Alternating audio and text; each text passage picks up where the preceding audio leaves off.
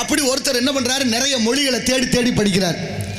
தமிழ், ஆங்கிலம், கன்னடம், தெலுங்கு, மலையாளம், உருது, என்னென்ன மொழி இருக்கோ உலகத்தில் எல்லாத்தையும் தேடி தேடி படித்தார். தேடி தேடி படித்தார். வீட்டுக்கார அம்மாவுக்கு கோவம் வந்துருச்சு. ஏன் வேலை மெனக்கட்டி இதே படிச்சுக்கிட்டு இருப்பேன், வேறு என்னத்தையாவது பார்க்கலாம், ஒரு வேலை வெட்டியை பார்க்கலாம், சம்பாதிக்கிறதுக்கு வழியை தேடலாம், அதை விட்டுட்டு மொழி பற்றுன்னு சொல்லிவிட்டு இதே படிச்சுக்கிட்டு இருக்கிறேன் அப்படின்னு ஒரு வார்த்தையை விட்டுவிட்டா அந்த அம்மா. வேலை மெனக்கட்டு இதே படிக்கிறியே, எந்த நாய் கேட்க போகுதுன்ட்டா. எவ்வளவு பெரிய வார்த்தை பாருங்க. அம்மா கேட்டா இதே படிக்கிறிய, எந்த நாய் கேட்க போகுதுன்ட்டா. அவருக்கு கோவம் வந்துருச்சு. சே, இப்படி ஒரு வார்த்தையை கேட்டுவிட்டாலே, மொழி பற்று இல்லாமல் எல்லாத்தையும் தெரிஞ்சுக்கலாம்னு தான் நம்ம படித்தோம், நம்மளை போய் எந்த நாய் கேட்க போகுதுன்னு படிக்கிறான்னு கேட்டுவிட்டாலேன்னு வீட்டை விட்டு கிளம்பிட்டார். சரி, வீட்டை விட்டு போனவர் ஊர் விட்டு ஊர் போய் நாடு விட்டு நாடு கடந்துட்டார். அவர் போய் ஒரு நாட்டில் தங்கியிருக்கிறாரு, திரும்பவும் அதையே படிச்சுக்கிட்டு இருக்கிறாரு.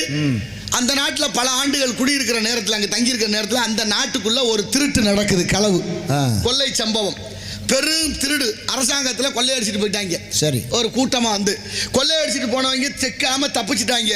தப்பிச்ச உடனே கண்டுபிடிக்கணும்னு உளவுத்துறை மூலமாக எல்லாம் தேடி பார்த்தா அவங்க சிக்கினது தடயம் என்னன்னா, ஒரே ஒரு நாய் மட்டும் சிக்கிருச்சு. சரி, அவங்களோட நாயும் கூட வந்திருக்கும் போல இருக்கு. எல்லாரும் தப்பிச்சிட்டாங்க, நாயை விட்டுட்டு போயிட்டாங்க. இப்போ நாயை பிடிச்சாச்சு, என்னன்னு நாய்கிட்ட கேட்கறது? அதுக்கு எப்படி சொல்ல தெரியுமா? முடியாது. அது ஐந்தறிவு ஜீவன். ஆமாம், ஆனாலும் கண்டுபிடிக்கலாம். எப்படி கண்டுபிடிக்கணும்?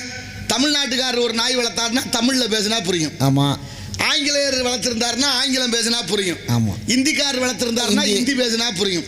அப்படி அந்த நாயை வளர்த்தவர்கள் யாருன்னு கண்டுபிடிக்கணும். அப்ப அந்த எந்த மொழியில வளர்க்கப்பட்டதுன்னு கண்டுபிடிக்கணும். ஆமா, அதானே ஆதாரம். ஆமா. இப்ப எப்படி கண்டுபிடிக்கிறது? பல மொழியும் படிச்சுட்டு போயிருக்கிறாரு ஒருத்தர். அவரை போய் கூட்டியாந்து இந்த நாய் எந்த மொழியில வளர்க்கப்பட்டதுன்னு கண்டுபிடிங்கியான்னாரு. இப்ப அவர் பல மொழியும் பேசி வந்தாரு. ஒரு மொழியை பேசும்போது நாய் வாழாட்டிருச்சு. ஆஹா, நாய்க்கு புரிஞ்சிருச்சு. கூப்பிட்டோன்னு வந்துருச்சு. அந்த மொழியை சொல்லி கூப்பிட்டோன்னு நாய் கிட்ட வந்துருச்சு. அது என்ன?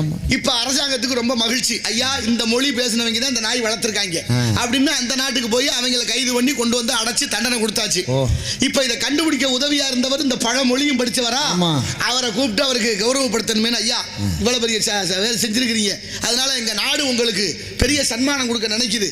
உங்களுக்கு இந்த நாட்டோட குடியுரிமை வேணுமா, எது காசு பணம் வேணுமா, இல்ல இடம் பொருள் வேணுமா, இல்ல பங்களா பதவி, ஏதாவது பதவி வேணுமா அப்படின்னு ஒன்னொன்னா கேட்கறாங்க. அவர் வேண்டாம் வேண்டாம் வேண்டான்னு மறுக்கிறார். சரி, என்னென்னமோ சொல்லி பார்க்குறாங்க. எனக்கு அதெல்லாம் ஒன்றுமே வேண்டாம்.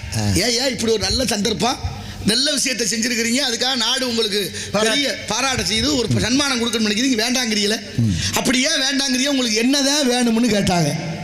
அவர் சொன்னார், இந்த நாயை மட்டும் என்கிட்ட கொடுங்கன்னாரு. எதுக்கு வேண்டாம், இந்த நாயை மட்டும் கொடுங்கன்னாரு.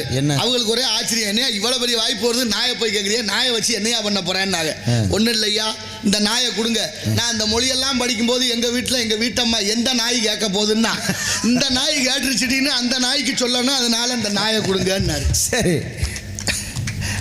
எவ்வளவு பெரிய சிந்தனை. ஒரு சின்ன விஷயம் இல்லை, அவ்வளவு இருக்கு. மொழி அவ்வளவு உயர்ந்தது. மொழி நம்மை வாழ வைப்பது. அதனால மொழி பற்றி எல்லாருக்கும் இருக்க வேண்டும். மொழி இழந்து விட்டால் இனத்தை இழப்போம், வளத்தை இழப்போம், அகதிகளாக்கப்படுவோம் சொந்த நாட்டிலே. இது யதார்த்தம். இது ஒவ்வொரு நாட்டு வரலாற்றிலையும் உண்டு என்பதை நாமெல்லாம் உணர வேண்டும். இருந்தால்